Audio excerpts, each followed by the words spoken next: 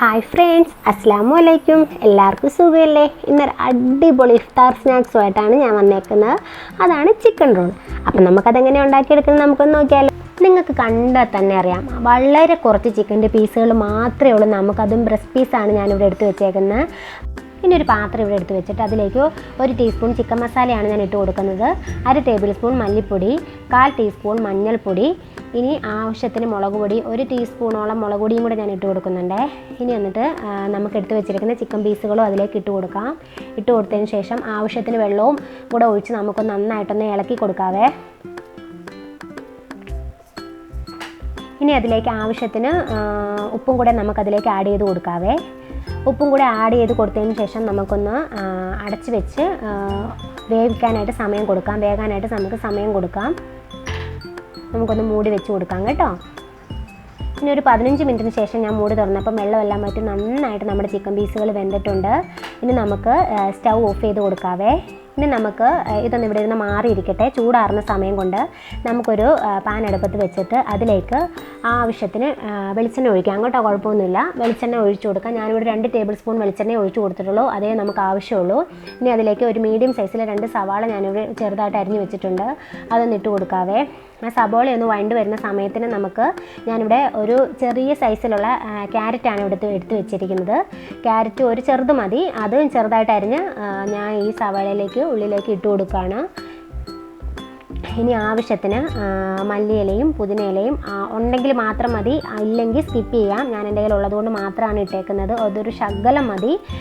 ഇനി നമുക്ക് ഇതിലേക്ക് ആവശ്യമായിട്ടുള്ള ഇൻഗ്രീഡിയൻ്റ് എന്താണെന്ന് വെച്ചാൽ ഇഞ്ചി, വെളുത്തുള്ളി, പച്ചമുളക് പേസ്റ്റാണ്. അത് എല്ലാം കൂടെയും കൂടിയത് ഞാനിവിടെ 1 ടേബിൾ സ്പൂണാണ് ഇട്ടേക്കുന്നത്.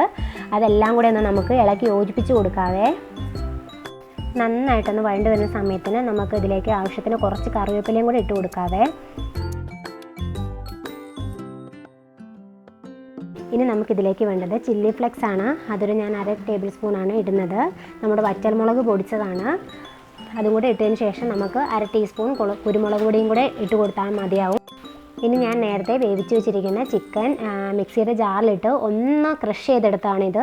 അതും കൂടെ നമുക്കിതിലേക്ക് ഇട്ട് കൊടുത്തതിന് ശേഷം നന്നായിട്ടൊന്ന് ഇളക്കി യോജിപ്പിക്കാം. ഇനി വേറെ മസാലകളൊന്നും വേണ്ട. ഇപ്പോൾ തന്നെ നമുക്ക് കാണുമ്പോൾ തന്നെ മനസ്സിലാകും ഇറച്ചിയിൽ നല്ലോണം മസാല പിടിച്ചിട്ടുണ്ടായിരുന്നു.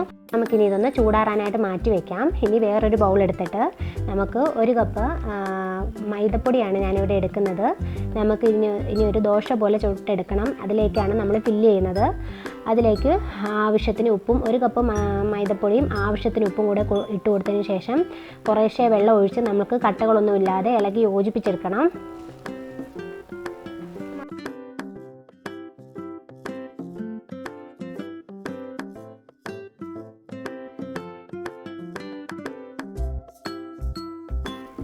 ഇനി നമുക്കൊരു പാൻ സ്റ്റൗവിലേക്ക് വെച്ച് കൊടുത്തതിന് ശേഷം ചൂടായതിന് ശേഷം നമുക്ക് ഒരു ബ്രഷും കൊണ്ട് ഇത് ഓയിൽ ഗ്രീസ് ചെയ്യുന്ന പോലെ നമുക്കിത് നമ്മുടെ ബാറ്റർ ഗ്രീസ് ചെയ്ത് കൊടുത്താൽ മതി. നമുക്ക് തവിയിൽ ഒഴിച്ച് ദോശ പോലെ ചുട്ടെടുക്കേണ്ട ആവശ്യമില്ല. അത്രയും കട്ടിയിൽ വേണ്ട. ഇങ്ങനെ എടുക്കുന്നതാണ് നമുക്കതിൻ്റെ നല്ലത്. അത്രയും എത്രത്തോളം നമുക്ക് കനം കുറയ്ക്കാവോ അത്രത്തോളം കനം കുറയുന്നതാണ് നമ്മുടെ ദോശയുടെ പരുവെന്നാണ് ഞാൻ പറഞ്ഞു വരുന്നത്.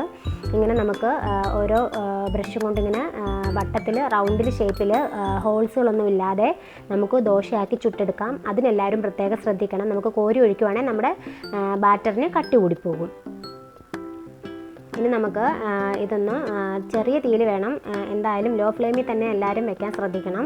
ഇനി നമുക്കിത് മറിച്ചിടേണ്ട ആവശ്യമില്ല. ഒരു വശം ആകുമ്പോൾ തന്നെ നമുക്ക് ഈ ഒരു പരുവം എത്തുമ്പോൾ തന്നെ നമുക്ക് ഇതെടുക്കാം. അതിനുശേഷം ഒരു പാത്രത്തിലേക്ക് വെച്ചിട്ട് അതേ ബ്രഷ് കൊണ്ട് തന്നെ അതേ മൈദമാവ് കൊണ്ട് തന്നെ നമുക്ക് 4 സൈഡിലും മൊത്തത്തിൽ റൗണ്ടിൽ നമുക്ക് ആ മൈദമാവ് ഒന്ന് സ്പ്രെഡ് ചെയ്ത് കൊടുക്കണം.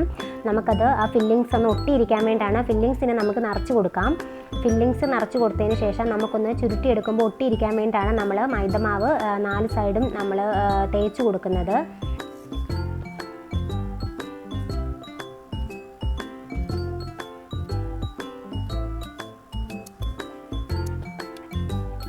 നമുക്കൊന്ന് ചുരുട്ടി കൊടുക്കാം. 2 സൈഡും മടക്കി അകത്തേക്ക് വെച്ച് കൊടുത്തതിന് ശേഷം നമുക്ക് നല്ലോണം വൃത്തിയിൽ ചുരുട്ടി കൊടുക്കാം. അങ്ങനെ ചുരുട്ടുന്ന സമയത്ത് മൈദമാവ് ഒട്ടിപ്പിടിച്ചിരിക്കാൻ വേണ്ടിയിട്ടാണ് നമ്മൾ നേരത്തെ മൈദ സ്പ്രെഡ് ചെയ്ത് കൊടുത്തത്. അപ്പോൾ നമുക്ക് അടിപൊളിയായിട്ട് വന്നിട്ടുണ്ട്. ഇതുപോലെ തന്നെ നമുക്ക് ബാക്കിയെല്ലാം ചെയ്തെടുക്കാവേ. അങ്ങനെ നമുക്ക് എല്ലാം ഇവിടെ റെഡിയാക്കി ഇട്ടിട്ടുണ്ട്. അത്ര വലിയ പാടുള്ള കാര്യമൊന്നുമല്ല. നമുക്കിതൊന്ന് ചുരുട്ടുന്ന സമയം പൊട്ടിപ്പോവാതിരുന്നാൽ മാത്രം മതി. ഇനി നമുക്ക് വേറൊരു ബൗളിലേക്ക് 1 ടേബിൾ സ്പൂൺ കോൺഫ്ലോർ ആണ് ഞാൻ എടുക്കുന്നത്. അതും കുറച്ച് ഉപ്പും കൂടെ ഇട്ട് കൊടുത്തിട്ട് കുറച്ച് വെള്ളവും കൂടെ ഒഴിച്ചു കൊടുത്തിട്ട് ലൂസ് ബാറ്ററാക്കി നമുക്ക് എടുക്കാവേ.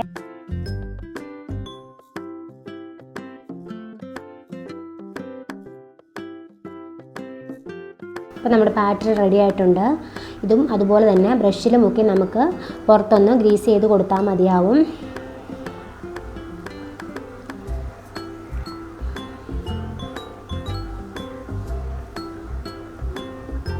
തിരിച്ചും മറിച്ചും എല്ലാം ഇട്ട് നമുക്ക് ബ്രഷ് ചെയ്ത് കൊടുക്കണം.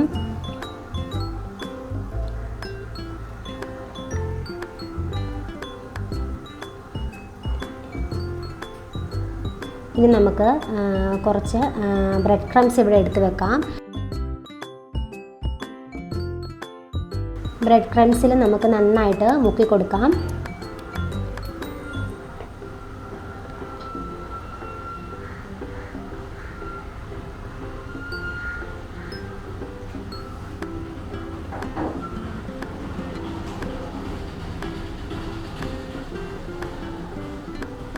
ഇനി ഇവിടെ ഒരു പാൻ വെച്ചിട്ട് പാൻ ചൂടായതിന് ശേഷം ഓയിൽ ഒഴിച്ചതിന് ശേഷം നമുക്ക് ഇവിടെ എടുത്തു വെച്ചിരിക്കുന്ന ഓരോ ചിക്കൻ റോളും നമുക്കിതിലിട്ട് ഫ്രൈ ചെയ്തെടുക്കാവേ.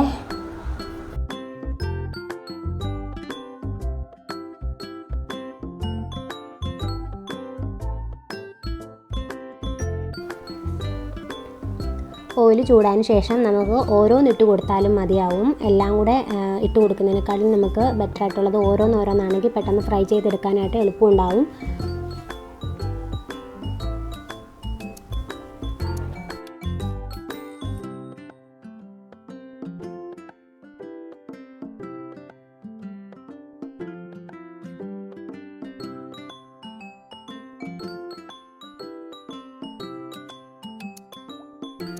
ലോ ഫ്ലെയിമിലിട്ട് വേണം നമുക്ക് ആക്കി കൊടുക്കാനായിട്ട്.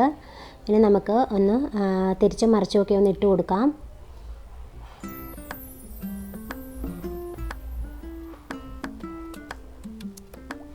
നന്നായിട്ട് ലോ ഫ്ലെയിമിൽ കിടന്ന് നമുക്ക് അകവും പുറമൊക്കെ ആയിട്ട് ബ്രൗൺ നിറം വരുമ്പോഴത്തേക്കും നമുക്ക് ഇത് കോരിയെടുക്കാവേ. നല്ല ടേസ്റ്റിയാണ്. ചിക്കനൊക്കെ അകത്ത് ഫില്ലിങ്സ് ഒക്കെ ഉള്ളത് കൊണ്ട് കുട്ടികൾക്കൊക്കെ നന്നായിട്ട് ഇഷ്ടപ്പെട്ടും കൂടുതൽ എരിവൊന്നും ഇല്ലാതെ ഉണ്ടാക്കുന്നതുകൊണ്ട് മക്കളൊക്കെ കൂടുതൽ കഴിക്കും. പിന്നെയും ചോദിച്ച് വാങ്ങി തന്നെ കഴിക്കും നമ്മളോട്.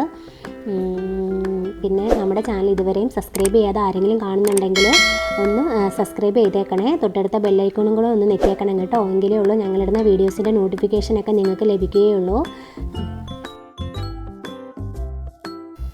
ഇനിയിപ്പം നമുക്ക് എന്തായാലും വൈകുന്നേര സമയങ്ങളിൽ എന്തെങ്കിലുമൊക്കെ സ്നാക്സ് ഉണ്ടാക്കേണ്ട സമയത്ത് ഇറച്ചിയും കാണും. നോമ്പൊക്കെ അല്ലേ, അപ്പോൾ എല്ലാവരുടെ വീട്ടിൽ ഇറച്ചി വാങ്ങാണ്ടിരിക്കത്തില്ലല്ലോ. വാങ്ങുന്ന സമയത്തേക്ക് ഇതുപോലെ ഫില്ലിങ്സ് വെച്ച്, ഇനി ഇറച്ചി ഇല്ലെങ്കിൽ തന്നെയും നമുക്ക് കിഴങ്ങാണെങ്കിലും മുട്ടയാണെങ്കിലും അകത്ത് ഫില്ലിങ്സ് വെച്ചിട്ട് ഇതുപോലെ തന്നെ നമുക്ക് റോൾ ചെയ്ത് ഇതുപോലെ റോളാക്കി എടുക്കാവുന്നതേ ഉള്ളൂ. വലിയ പാടുള്ള ബുദ്ധിമുട്ടുള്ള റെസിപ്പീസൊന്നുമല്ല. എല്ലാവരും തന്നെ ഒന്ന് ട്രൈ ചെയ്ത് നോക്കിയിട്ട് എനിക്കൊന്ന് കമൻറ്റ് ബോക്സിലൊന്ന് പറയാൻ മടിക്കരുതേ ആരും. അപ്പോൾ നമുക്ക് ഇത് ഏകദേശം റെഡി ആയിട്ടുണ്ട്. നന്നായിട്ട് ബ്രൗൺ ആയിട്ട് വന്നിട്ടുണ്ട്. ഒരുപാട് നേരം ഇട്ട് നമുക്ക് കരിക്കേണ്ട ആവശ്യമൊന്നുമില്ല. ഇത്രയും തന്നെ മതിയാവും. നല്ല ക്രിസ്പി ആയിട്ടുള്ള റെസിപ്പി തന്നെയാണ് ഇത്.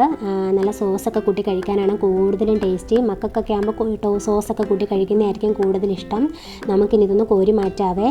ഇതുപോലെ തന്നെ നമ്മൾ ചെയ്ത് വെച്ചിരിക്കുന്ന എല്ലാം നമുക്കൊന്ന് ഫ്രൈ ചെയ്തെടുക്കാം കേട്ടോ.